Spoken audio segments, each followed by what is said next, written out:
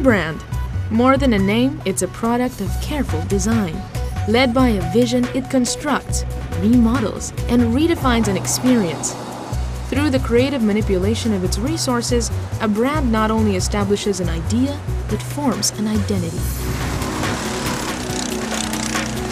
Since its independence, Macau has, brick by brick, built on a singular brand distinct in the region and recognized throughout the world. A brand that speaks of its sudden rise back into the limelight, all thanks to Macau's formula for success.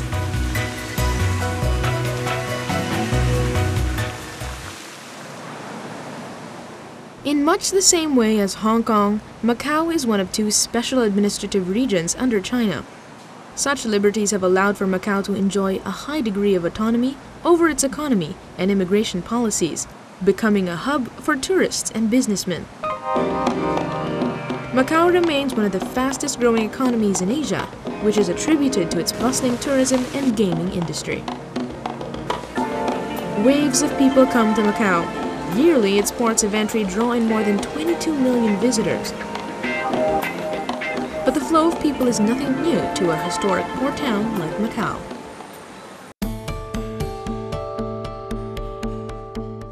Composed of the Macau Peninsula and the islands of Taipa and Kolawan, Macau is a narrow territory jutted at the southernmost tip of the mainland.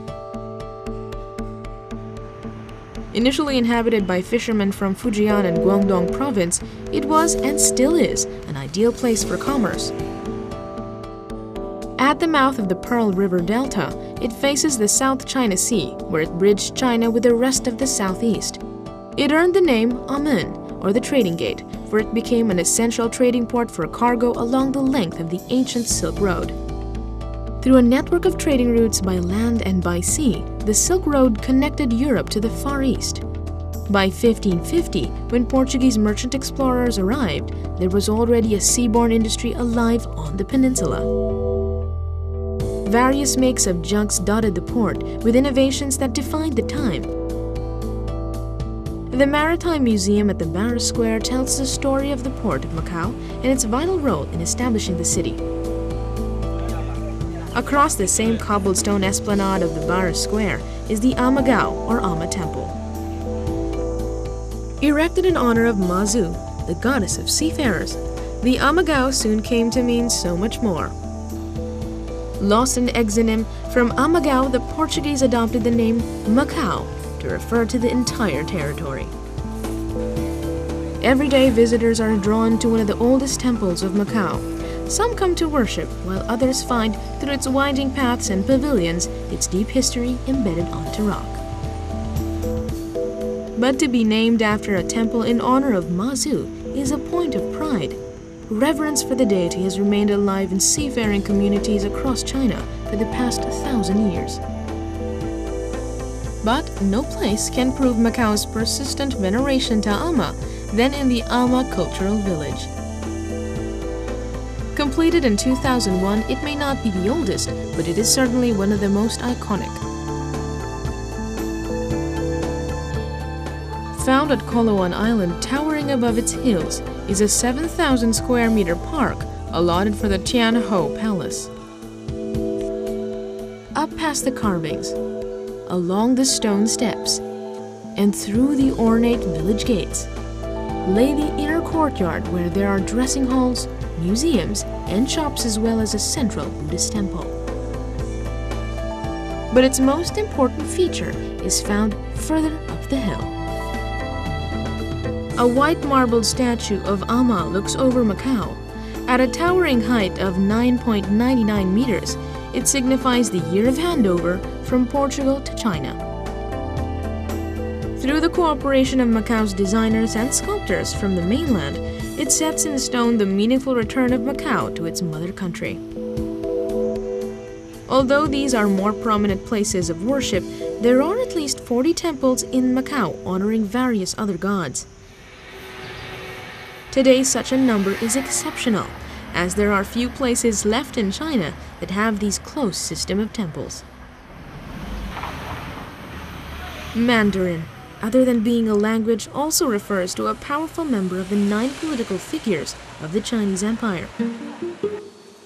Zheng Guanyin was a political force in China. A merchant and a socio-political scholar, he lived in Macau for several generations. His home is known today as the Mandarin's house. A staggering 4,000 square meter complex, it has 60 rooms spread along 3 floors. Its size was rare in Macau, speaking of the residence's affluence and political influence. The house is typical of a Guangdong residence, with several central gardens and courtyards throughout the property. The Mandarin's house is divided into 2 areas, the front for the servants of the house and the back for the Zheng Guanyin and his family.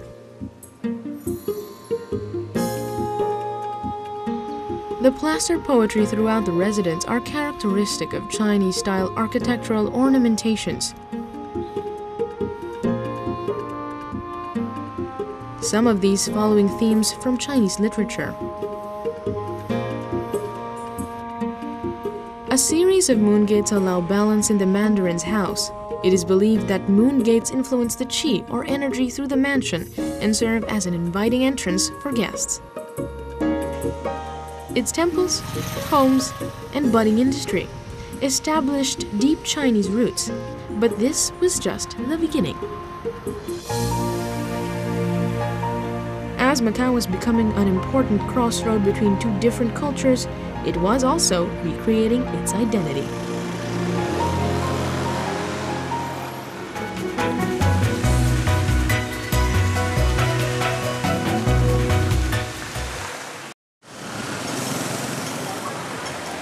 The prevalence of various topologies evident throughout its architecture provide insight into the foreign influences of Macau.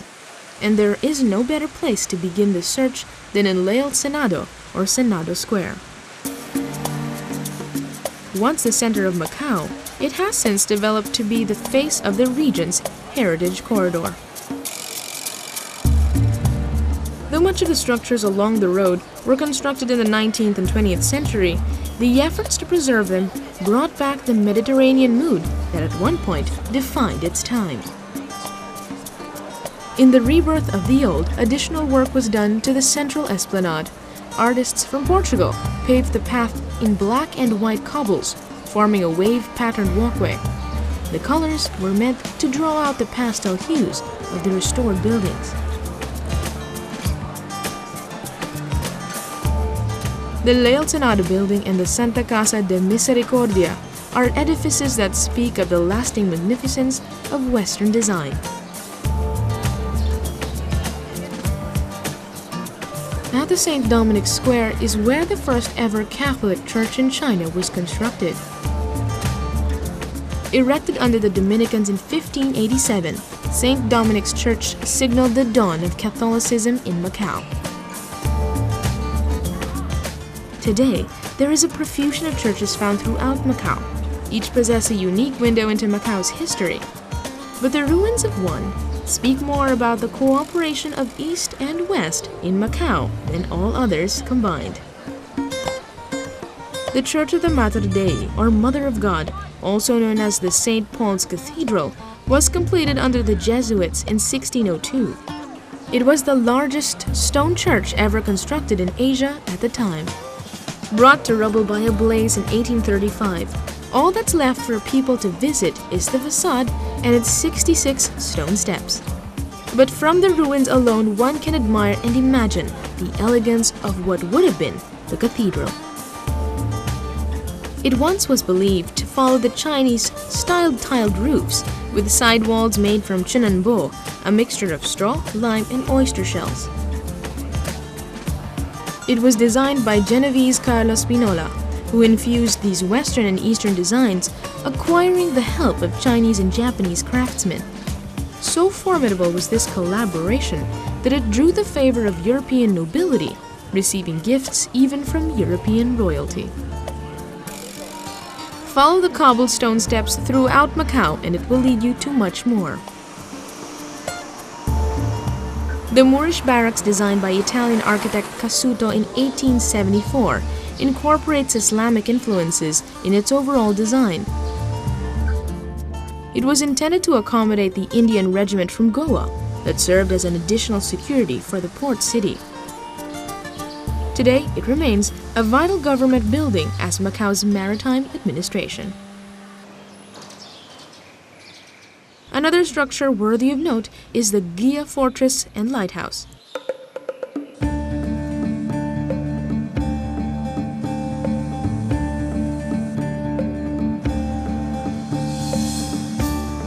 The oldest Western-style lighthouse in the China coast, it is situated at the highest point in Macau, offering an amazing panoramic view of the peninsula. Centuries of Portuguese influence built enduring structures that gave birth to the unique cultural attributes of Macau. The building that houses the Museum of Taipa and Kolawan history was once the Taipa Public Administration building. Its facade was inspired by neoclassical architecture, reviving the grandeur of ancient Rome. From inside, the offices are turned into galleries, telling the story of Taipa and Kolawan. There are more than 230 artifacts spread along 9 thematic galleries. Taipa and Kolawan are found south of the Macau Peninsula. Taipa had once made its mark across the world in the middle of the 20th century for its firecracker industry. Through mining and manufacturing, family businesses like Him Yuen Yik Ki Firecracker Company and Yik Luong Fireworks Company became household names. It fired up Taipa's economy. Further down the road along the Avenida de Praia are a row of houses now converted into the Casa Museo do Taipa. Once the residence of high officials and prominent Macanese families, it was eventually remodeled as a museum, displaying the way of life during the early 20th century. Styled in the typical colonial home, the Macanese house allows guests to revisit the splendor of the affluent Portuguese, British merchants, and the Chinese that prospered in Macau. Although the exterior leans toward more Portuguese-styled homes, the furnishings are very much Chinese in design, creating equilibrium between the two cultures. The remaining ones include the House of the Islands, the House of Portugal Regents, the Exhibition Gallery, and the 2 houses of reception that are also open to the public. But not all are mere echoes of the past. Some 10,000 residents of Taipa continue to live along the quaint narrow roads and clustered houses, maintaining the architecture and the mood of the older days. The municipal market of Taipa has long since lost its business, but not its luster. Another historic site, it was once the center of Little Taipa's township. From here, a web of roads open up to food streets and unexpected culinary marvels.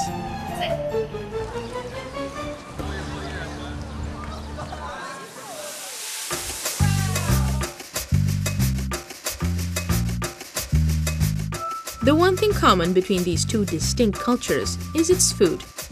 Certainly worlds apart in the how and the what, but the value placed in each delicious journey is unquestionable. From Cantonese cuisine to Portuguese classics to Macanese fusion, its culinary heritage is unmatched.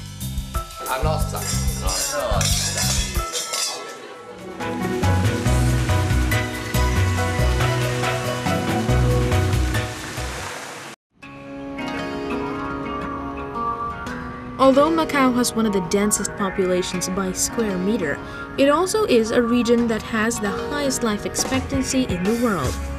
Breaking through the monotony of high-rises lay old restored pieces of Macau's history, pocket gardens, paved cobblestone passages, and lakeside parks that are enjoyed not only by tourists but by locals as well. Places that are not hollow attractions but are in fact sanctuaries for their community. See Tai Chi practiced in gardens like the Lu Lim Yok, or steal a peek at the migratory birds in Macau's bird colony.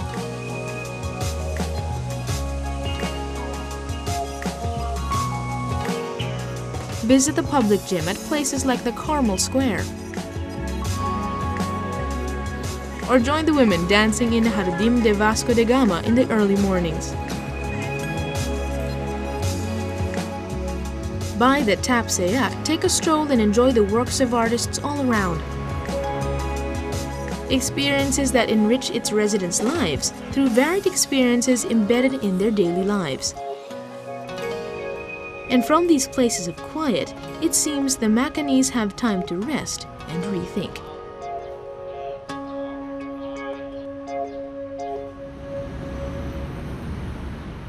In rest, says the Chinese proverb, one can find perspective. Though much different from Portuguese buildings and Chinese homes and temples, the new high-rises that shape the cityscape are testament to Macau's penchant for fine architecture.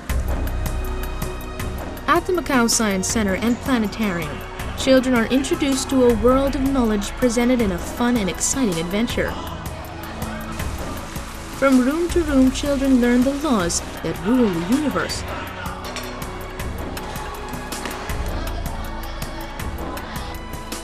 Funded by various charities and designed by world-renowned architect I.M. Pei, the Macau Science Center is where it all starts.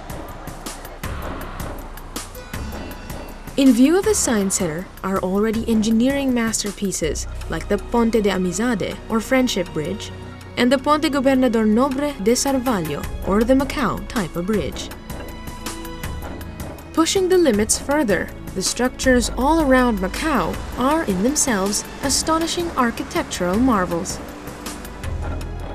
In the last couple of years, Macau has been outdoing itself, hotel by hotel, catering to the increasing number of visitors. The tallest of them is the Grand Lisboa.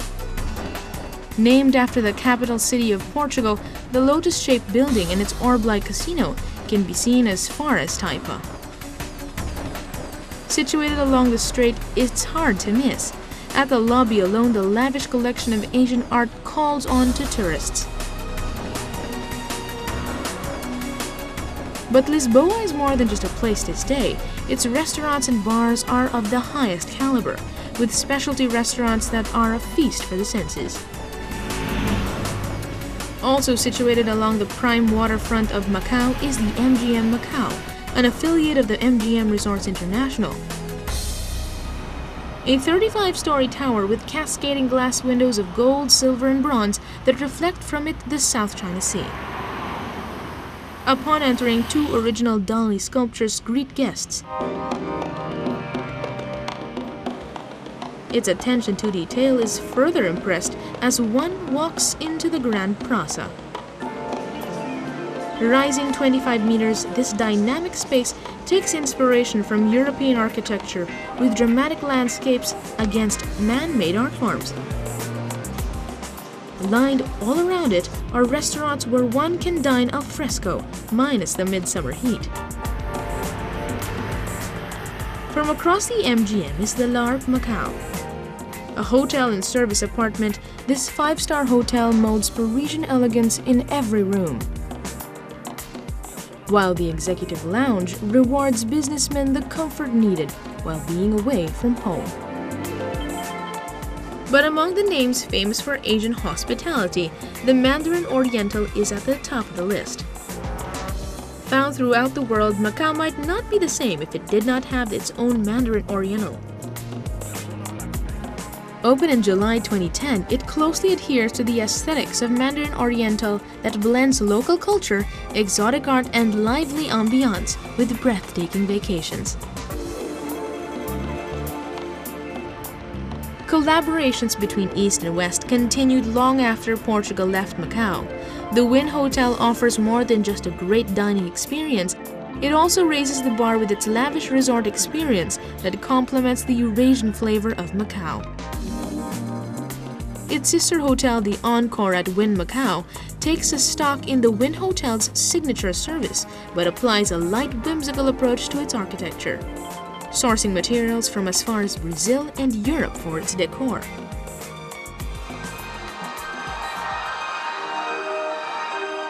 Against these borrowed inspirations, its Oriental sensibilities remain.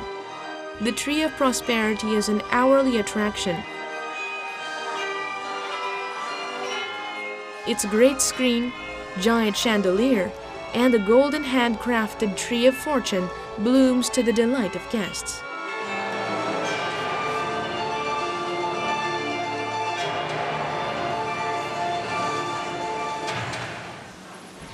The Point 16 was once a fisherman's port along the inner harbor.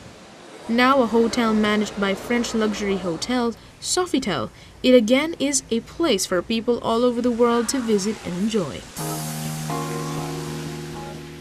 Sofitel Macau at Point 16 has also one of the largest collections of Michael Jackson memorabilia, with a special gallery in honor of the pop star. But for those seeking rest in a place full of history, then the Posada de Santiago is the place to stay in.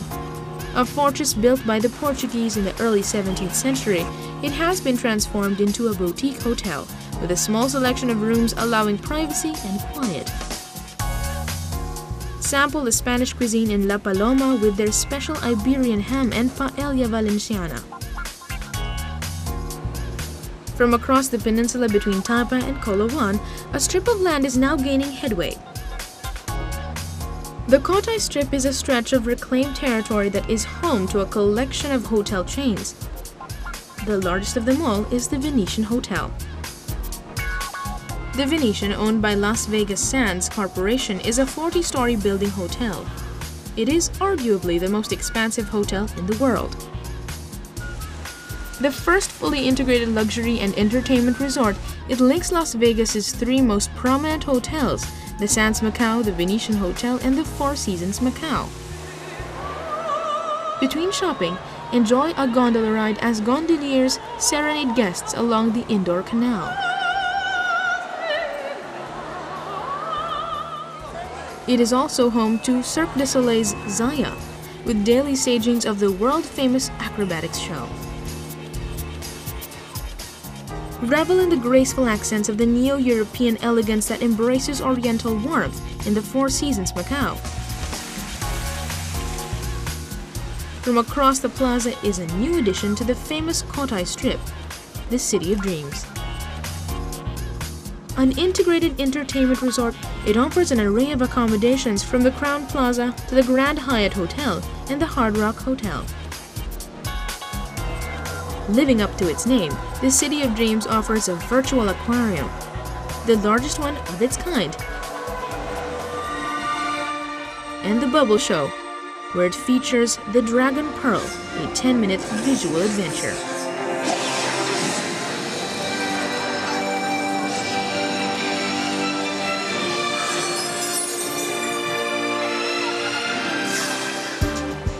Speeding through its hotels, one might just miss the very glue that holds these together. What makes Macau so novel is the mutual respect between existing native cultures and their Portuguese guests that went through long periods of cooperation and cultural exchanges, evidenced today by its architecture, cuisine, and most of all, hospitality. The city of culture, the Las Vegas of Asia, the Europe of the East. It is what makes Macau a brand separate from all others. Using the qualities of the old and incorporating them into the new, Macau makes its past relevant to its future, formulating a brand for success.